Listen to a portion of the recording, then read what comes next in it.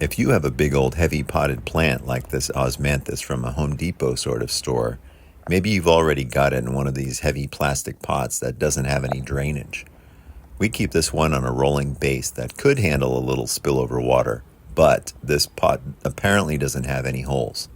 So the way to fix that without repotting it or storing the plant temporarily is to stick it up on a couple of 2x4 scraps on something tall, and then you can access the bottom of it. In this case, you don't even need to drill a hole. A lot of these already have pre-made holes.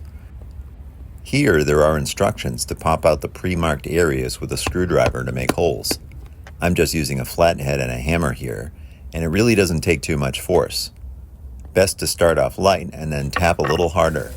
You can feel it give, and you can see that the screwdriver can stick inside the soil.